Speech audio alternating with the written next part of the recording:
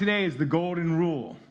And I don't really keep track of my old talks, so I was putting it together, and I'm like, God, I feel like I've done this one before for some reason, you know? And so I was just, and then it came to me, it was the golden key. I'd done the golden key, not the golden rule. But we all know the golden rule, right? He who has the gold makes the rules. Oh, no, that's for my economics talk. We're talking about a different golden rule here, but that one's kind of true, too, in a lot of areas. So we need to, the true golden rule. And the true golden rule is that you love one another as I have loved you. Or really, treating others like we want to be treated. And I guess Jesus' commandment is the ultimate golden rule, to love each other as he has loved us. But we'll get to that in a little while. The golden rule is found in most all religions, some version of it. I found that a lot of them were in the negative, but we'll show you some of those too. But it can be considered the ethic of reciprocity, of how we get back what we give. So I found the golden rule has a wide spectrum. You know, on one end of the spectrum is an eye for an eye, a tooth for a tooth, the Old Testament, treating others like they treat us. And that seems to be the way that the world works a lot of ways. And then there's treating others like I think they should be treated. That's how I probably go along most of the time, you know, especially with my kids, but treating people like I think they should be treated. And then we have treating others like we treat ourselves. I don't know if that's a great idea. When I think about treating others like we want to be treated or like we treat ourselves, a lot of the people I work with and see in the world, I don't really want them treating me like they treat themselves, because as far as I can see, they don't treat themselves very well. And so people who we find ourselves cutting themselves down and really not treating themselves well, I'd rather not be treated like that. So where is it? We want to treat others like God treats us, like Jesus treated us. Unconditional love. And what I found when I was looking at the golden rule, you know, why is it beneficial? Why is treating others help us? And you know, we can find it everywhere. It helps in marriage, certainly. It helps in parenting. It helps in our friendships, promoting good relationships in our work environment. And it's amazing, you find it in every single religion. Yet somehow on this planet, we go around killing each other and doing all this stuff, and you're just like, where did they miss this foundational principle of treating each other well? It's really amazing. So, like I said, it's found in most religions, and in Christianity, it's really set forth in St. Luke, probably the best, 6:31. Do unto others as you would have them do unto you. As you would have them do unto you. In Buddhism says, hurt not others in ways that you yourself would find hurtful. So don't hurt someone. And this is where the negative, where the do nots come in. In Hinduism, this is the sum of duty. Do not to others what would cause pain if done to you. And when we look at this a little bit deeper, you're going to see that this is like the be-all and end-all law in a lot of, especially in Christianity. In Islam, none of you believes until he wishes for his brother what he wishes for himself. It's only when I can really want for you what I want for me that this starts to work. Judaism, thou shalt love thy neighbor as thyself, from Leviticus. And what is hateful to you, do not to your fellow man. This is the law, and the rest is commentary. This is the law, just treating ourselves as with unconditional love, the way we want to be treated. And in Taoism, it says, regard your neighbor's gain as your own gain, and your neighbor's loss as your own loss. Because at the end of the day, we're all one.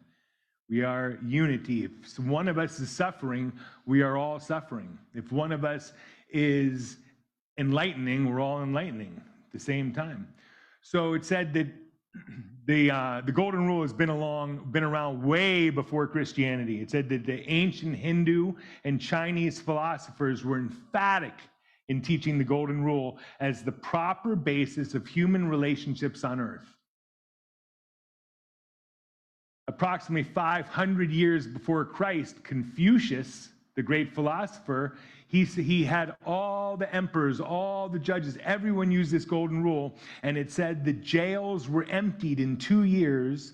The judges and lawyers had no work. Crime and war had disappeared because of the right mental training given to all the people in that province. And it says what happened then can happen again. You know, I believe it's happening in our little community here, but it needs to happen more and more. I mean, it's quite apparent out there. It'd be nice if our jails could get emptied. So the golden rule.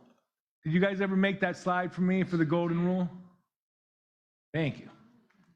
So the golden rule is a painting by Norman Rockwell.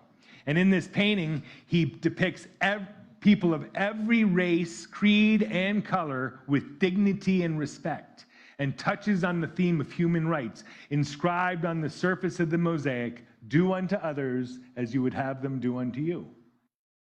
He also had 4 other paintings, the 4 freedoms, which was freedom of speech, freedom of religion, freedom from fear, and freedom from want. So, but I love that, the golden rule, right there on the 1961, a year before I was born. And he also said those 4 were inspired. So he obviously saw this, and the whole idea was, how do we change our mentality in a post-war society to not, to start lifting each other up and bringing each other home. So you find the golden rule all over the Bible in multiple things. The first one was I read to you from St. Luke. Do unto others as you would have them do unto you. For if you love those who love you, what thanks do you receive? Even sinners love those who love them. And what good does it do you if you only love those who love you? What thanks do we receive? This is where the golden rule gets a little bit sticky. So I have a friend in New York, and he regularly sends me a good morning greeting. Have the best day ever. Today's going to be an awesome day. Have a wonderful day. And I was talking to him the other day. I said, you know when this really works? When you can send it to someone you hate. And he's like, well, if they were in my life, maybe I wouldn't. So he has all this big dialogue about why he wouldn't do it. He goes, well, John, I could actually do it. I just have to send it with an addendum saying, this, you do not need to respond to this. I'm just telling you, have the best day ever. I said, well, you seem to be missing the point a little bit here. It's when we can do it to the person who gets us. That's when we're winning this game. It's easy to send it to my best friend or my family. That's not a stretch at all. So the great commandment is this, and this was something, and one of them, a lawyer, asked him a question, teacher, what is the greatest commandment of the law? And he said, you shall love the Lord your God with all your heart and all your soul and with all your mind. This is the greatest and first principle. So the I am, we've talked about God's name for each of us is I am. And connecting to that place, that higher self in us, not getting caught in our lower ego, our gossip, our criticism, and all these places, but going to that higher place, reaching into that higher place, connecting with God. And the second is you shall love your neighbor as yourself. On these 2 commandments depend all the law and the prophets. And then in St. Matthew it says, so in everything, do unto others what you would have them do unto you, for this sums up the law and the prophets. Well, guess what? I had to look up law and prophets, probably no surprise to anybody here, but it sounds important, right? This fulfills the law and the prophets. I was like, I got to figure this one out because this could be the key. And sure enough, the law and the prophets is the entire Hebrew Bible, basically the Old Testament. And fulfilling the law, fulfilling the entire law. So don't steal, lie, cheat, covet, kill. All the things from the law can be summed up in treating each other like we want to be treated, treating each other like Jesus treated us. Laying down our lives as an example. So that sounded pretty important to me, the law and the prophets. The fulfillment of the law and the prophets can be found right here in this golden law, in this golden rule. So in the New Testament, you have heard it said, love your neighbor and hate your enemy. But I tell you, love your enemies and pray for those who persecute you, that you may be children of your Father in heaven. Like I said before, God does not condemn, God does not forgive because he doesn't condemn. We only do it to ourselves. So if we want to be children of our Father in heaven, we need to look at each person we come in contact with the same way, with that unconditional, non-judgmental, unconditional love. And it's really tricky to do it to people we don't like sometimes, but we can love them anyway. So you may be children of your Father in heaven. He causes the sun to rise on the evil and the good, sends rain on the righteous and the unrighteous. Every morning when I wake up and I do the harmony exercise and that sunbeam comes across the ocean, it doesn't judge me. It's going to light up my world and anyone else's world next to me. Each of us has this light, and same way, each of us has the light to give. So if you will love those you love, what reward will you get? We need to learn to love the ones that are a little unlovable. And if you greet only your own people, what are you doing more than others? Don't even the pagans do that? Be perfect, even as your Father in heaven is perfect. There is perfection in each and every one of us. It's not John Denny, he ain't perfect, or me, but there is a part of God. I am created in the image and likeness of God. Therefore, I am created in the image and likeness of perfection. Can't be any less. Whether I hope to embellish that or not, that becomes my problem. So at the end of the day, loving each other as he loved us. So the answer again comes back to love. So I started to go, when I do my counseling, I'll talk to people and I'll get them in harmony, I get them in calmness with my biofeedback equipment, and then I'll ask them to get themselves into an emotional state. And I always say, don't tell me. I don't really care if your emotional state is anger or worry or depression or fear or what it is. The answer is always the same, and that's going back to that part of us which is connected to God, back to love. When someone said there's only two powers, fear and love, I'm like, there's only really one power, love or lack of love. So it's either love or I'm missing it. And if we can put it back in there. So I went to look up the types of love. And if you guys Google types of love, there's one list with 4 types of love, 6 types of love, 7 types of love, 8 types of love, 12 types of love. And I'm like, okay, where am I going to start here? There's too many lists of love around here. So the 4 types of love we find in the Bible, I figured that would be a good place to start. We'll get the 4 basics down. And the 4 basic types of love is, number 1, it's called storge, S-T-O-R-G-E, or affection.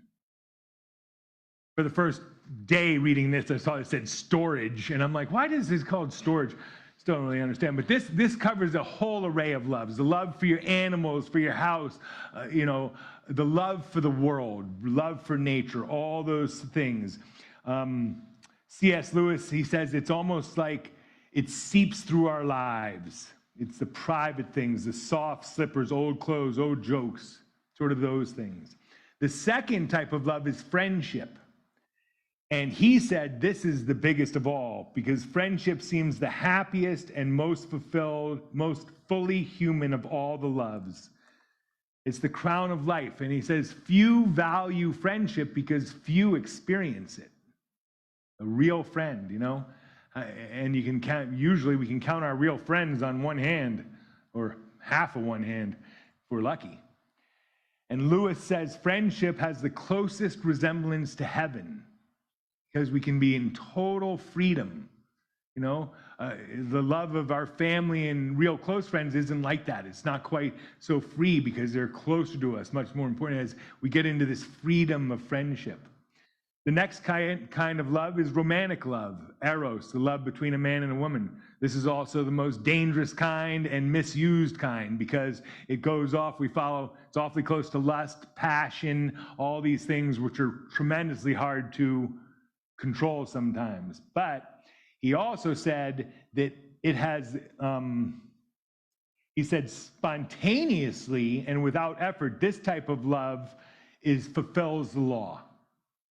Because by loving our neighbor as ourselves, when we love our unconditional other person, it's a love so strong that we're really fulfilling the law because we love them as one. We become one. You know, when we get married, you become one with the other person. So it's a different level.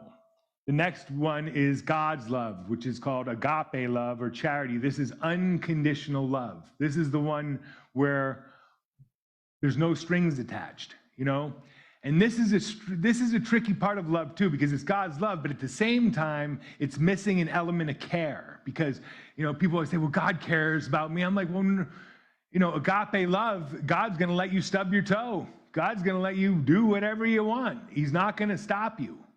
And it's not that he doesn't care about you, it's that he loves you so much that he's gonna let you do whatever you wanna do, you know? If you love something, set it free. If it comes back, it's yours, right? We've all heard that.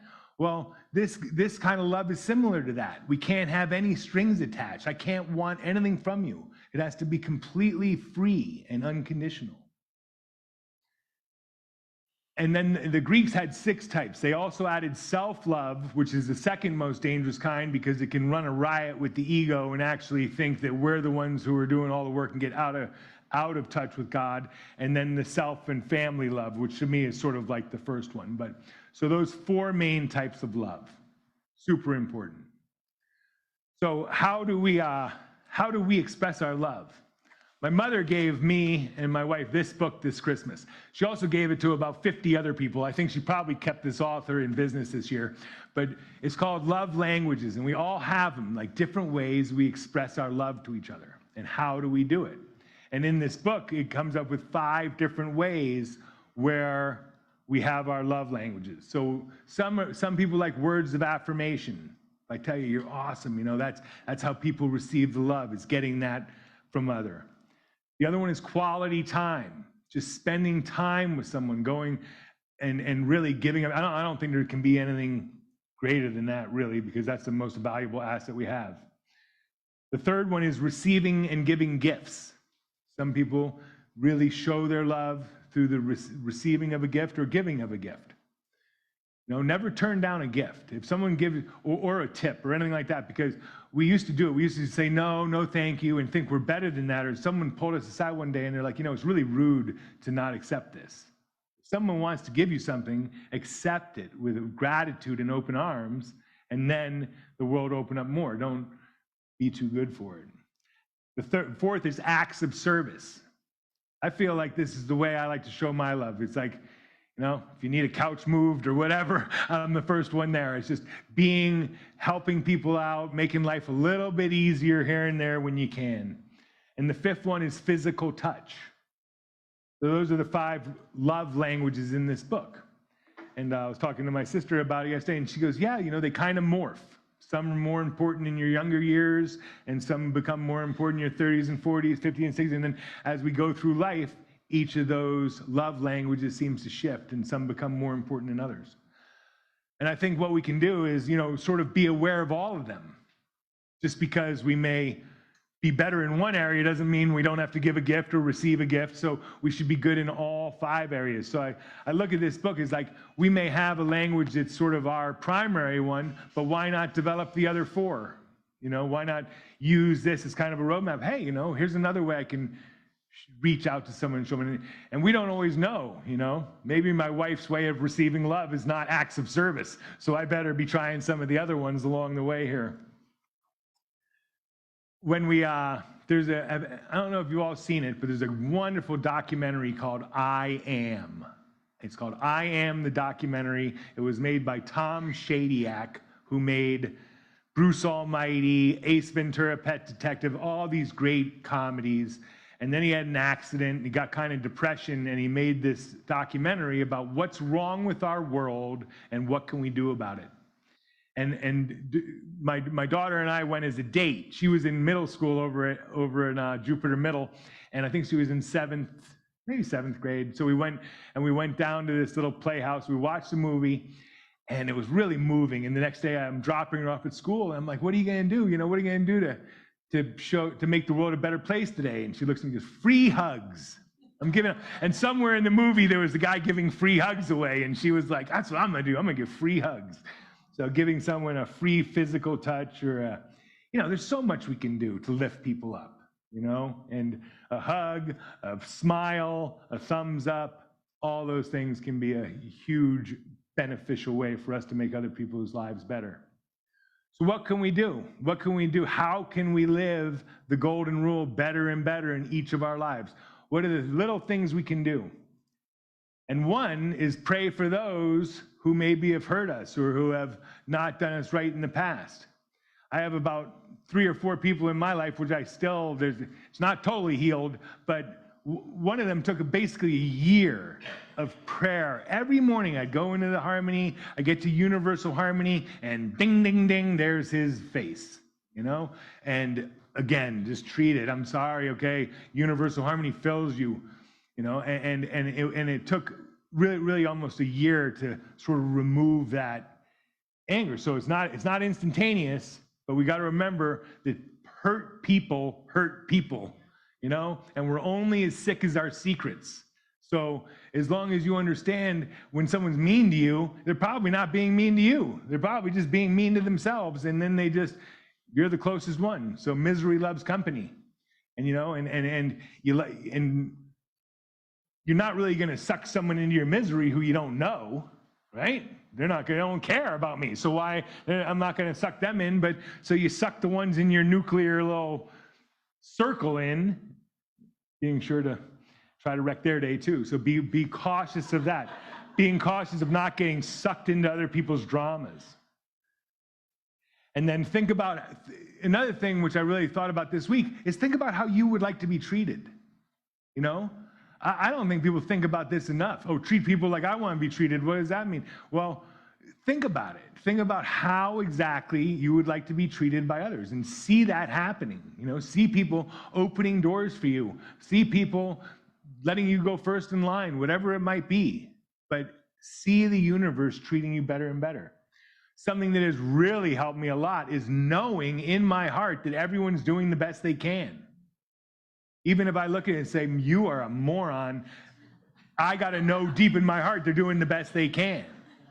And that's the only way I'm going to keep my peace about it. Because as soon as I engage and jump into that drama triangle, I'm in big problems. So if I'm persecuting, rescuing, or being a victim, I have to watch out for that.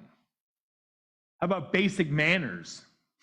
There's something that seems to be in scant supply, but open the door for someone, you let someone go first, but basic please and thank you, saying please and thank you. Just basic common courtesy is something that there's not as much as there used to be.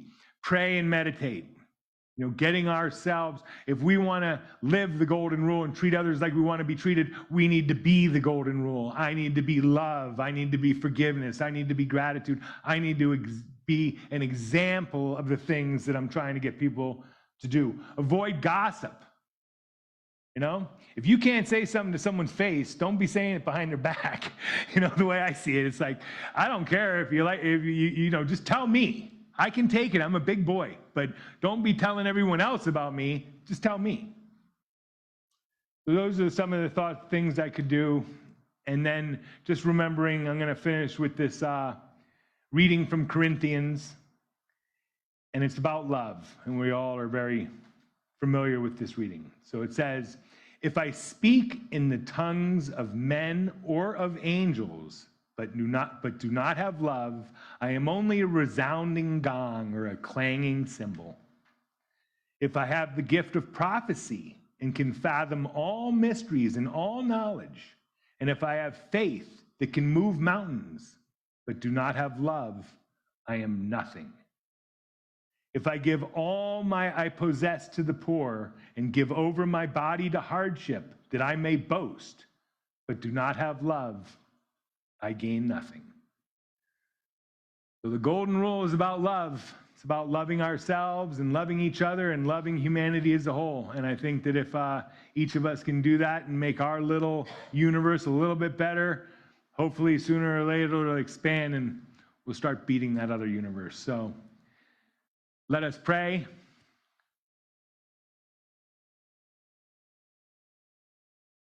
God, grant me the serenity to accept the people I cannot change, the courage to change the one I can, and the wisdom to know that one is me. So let us just have more and more love individually, and we will have more and more love collectively. I thank you so much for coming this morning, and have a wonderful week and a wonderful day.